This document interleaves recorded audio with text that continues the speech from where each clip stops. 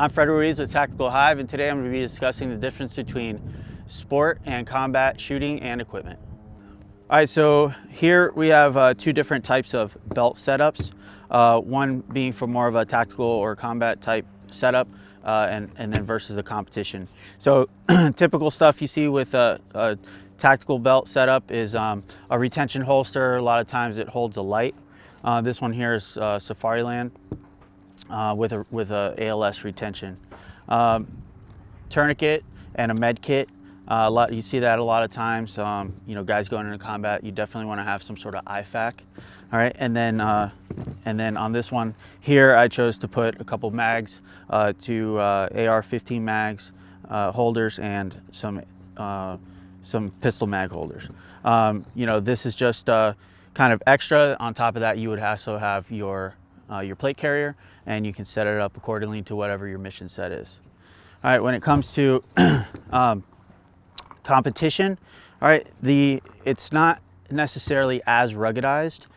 So this is a belt setup from Safariland as well. It's a ELS.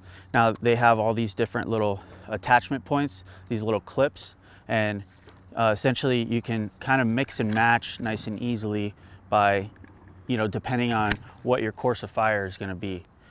So if you need extra mag holders, you can just slap them on there real quick, or not. I also have some in the front here for some shotgun if I need that. The holster setup is actually really similar. Again, another retention, but in this case, I don't really need a light. I'm shooting in the daytime, during competition matches, hardly ever go at night. If they do go at night, sometimes they just won't require a holster. In this particular setup, I have a kind of a customized ratchet system here. It's kind of a ratchet system from Ski Boot. These are becoming really, really popular in the sport world. And because I can adjust the tension, again, it doesn't need to go through combat. I'm not, rolling around the ground or anything like that. So I'm not really worried about any of this plastic stuff breaking necessarily. So there's the two different types, and you can see how much more rigid, like for instance, this Ronin belt is. All right, here's two different types of pistol setups. I'm a Glock shooter myself. I actually shoot polymer 80 frames. I prefer those. Now in these two different setups, I've got one set up more for a tactical type. This is a Glock 17, and it's clear. All right, this is a Glock 17 with an X300. All right, so it's a full-size gun, I've got a base pad extension on here, so now I have a couple extra rounds. Still kind of compact, so it's not too cumbersome, like going through a house or something like that, where I have like a long magazine or too long, too big of a pistol. But this is perfect. All right, so that's the 17. All right, versus what I use in competition, I've got a Glock 34 build here. All right, and this is a 5-inch pistol. A little bit longer, I get more sight radius out of it. I get some more recoil dampening and absorption.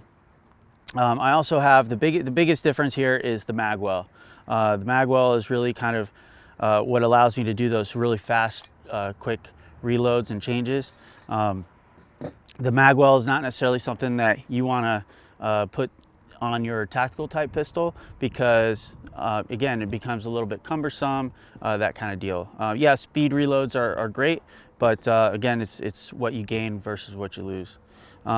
Inside of the triggers, these are just stock trigger shoes themselves, but in my competition pistol, I kind of tweak it out and I do some trigger jobs on them so that I have just the lightest pull that I can possibly have that's safe, and that way it reduces the user error, I would say. Reducing that user error, now I become a little bit more accurate during the course of fire. It's kind of frowned upon a lot of times to do a trigger job on a combat type pistol. You start getting into that fight or flight mode, you get tense and that kind of stuff. So a lot of people frown upon doing trigger jobs inside their more defensive pistols. Another difference here, you can see I have a full-size magazine here, and then I have a base pad. This is a +6 base pad, so I actually get 23 rounds. All right, once I throw that thing in there, right, so you can see how much longer this is versus, you know, a standard defensive pistol. But again, I'm playing a game where it's a high round count and I need those extra rounds. All right. The long base pads as well, they kind of help to have more purchase on the magazine. They're a little bit longer, so I have a more full grip on it, which means I can manipulate it a little bit better as I'm doing my reload. All right, the sights that I choose to use for competition and defense is what's called a fiber optic front. All right, and then just a blacked out fixed rear. So the fiber optic front really has a nice glow during the day. So the light comes down from above and is projected down towards the user, towards the shooter. All right, so it's got a nice glow to it. Now this is a personal choice for me. My eye is just so used to seeing this that I try not to change my sight picture. I want my sight picture to be exactly the same whether I'm training for competition or I'm actually using it in real world. All right, when it comes to your rifle setup, there could be some major differences depending on what your mission set is on your combat versus competition. So on this one in particular that I set up, this is a more of a tactical style rifle. I choose to use a low variable powered optic, a 1:6 Vortex Razor right here. The rifle is pretty standard out of the box. There's not really many changes. I changed my grip, that's a personal preference, and I also changed my trigger. Now I do have backup iron sights. Right, in this particular setup, I have such a short rifle. This is an 11.5-inch rifle that with my low power variable sights, I cannot use them. They're actually under the scope, but the scope is actually on a quick release. So if something were to happen on my scope, I'm just gonna ditch it, right? If it broke, I'm just gonna ditch it and I'll flip up my sights. There's another option with low powered variable optics that you can put a 45-degree offset iron sights on there as well. I choose not to do so, but that's a preference on my technique and how I like to manipulate the rifle through tight quarters. By putting a 45 degrees offset, now I have to turn the gun going through tight spaces, which pops my magazine out and out to the side, and I have a chance of snagging in on things. So again, it's just a personal preference. I'm not going to use those regardless unless this goes down anyways. Okay.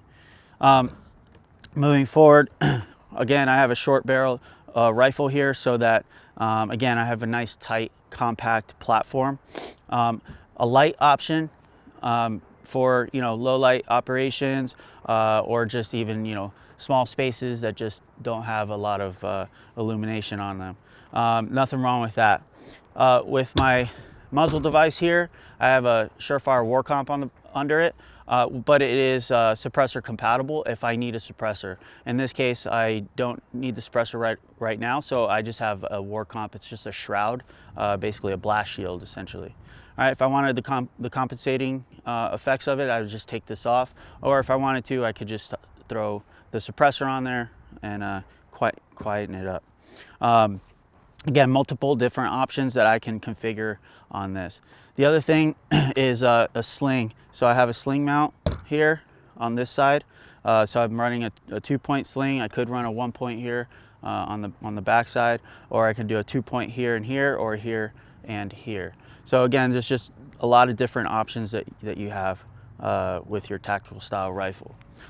With the competition type rifle, I choose to try to stay very similar to my more tactical style rifle. I keep the same buttstock, the same grip, same charging handle. My trigger is a little different though. I have a AR Gold here that I'm running, which is a lot lighter. It's just real thin, it's real crisp. Again, I'm looking for that fast, quick follow-up shot. That's why I choose to use the AR Gold. Same exact scope setup, except on this time I don't need a quick release. I don't have backup iron sights. I just don't really need that. I'm only shooting this rifle for a very short period of time. It could be about a minute or so, and I'm done. I'm not throwing the rifle around necessarily that hard or slamming it into things in a combat situation. So it's just not really a concern of mine. Moving forward, everything's about the same. This one is a 14.5 inch model, and I've, you know, as far as accuracy wise, it's great. I've shot this one out to about 650 yards. This is a 223 rifle. So, all right, moving forward, this is a compensator. This is probably one of the bigger differences that you're going to see between competition and tactical. In the tactical realm, I don't really want a compensator. I don't want my buddies to have a compensator. All the gases are projected off to the side, and that's exactly what I don't want happening, because it's pretty deafening as it is. This one in particular is Tactical Rage. It's an adjustable compensator. There's a couple different discs here, which allows me to adjust the angles of the ports to fit me personally and how the gun recoils into my body. That's again one of the bigger differences here. But that is also between the compensator and the trigger, and just good posture and is going to really allow you to shoot the gun really fast. All right. When it comes to the magazines, you can kind of see the difference. This is actually a 40 round magazine plus 5, so this holds 45 rounds. There's other options. Guys use like drum magazines, 60 rounders, or they use like the 100 round Surefires, stuff like that. Standard, tactical magazine, because I don't want this sticking out of my kit, and I also don't want this like sticking under my arm on my belt either. It's just a little too much. Again, in competition, I don't have to worry about that. But for a standard tactical magazine, combat style is just going to be your typical 30 round mag. If you wanted to, you could actually put the +5 on there, have a 35 rounder, and it really isn't that much longer, but that's a personal choice. All right, with the scopes, this is a 1-to-6 power. Now it is a variable powered, so I need a quick way to adjust these scopes. Here I have a throw lever from Switch View. All right, you can see that because I run the same scope, I actually run the same throw lever, and it's a lot easier to manipulate these levers to change the power of the scope than it is to actually have to dial the ring. All right, so that's something to look for when you're looking for a nice variable powered scope as well.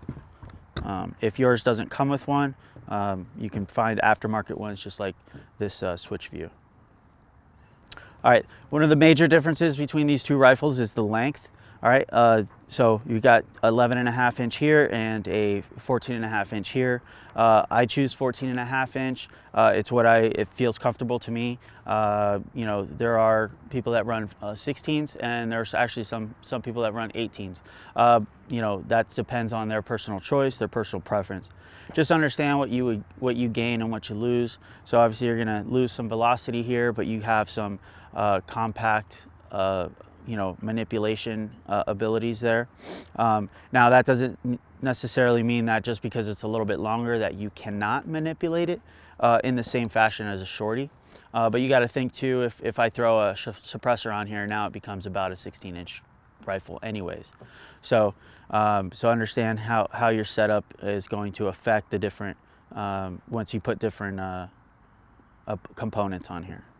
All right, with the different length for competition wise, I want a little bit more of that velocity because I'm shooting out to maybe 400 or 500 yards. So I want a little bit more of that velocity, kind of keep that accuracy out to a longer distance.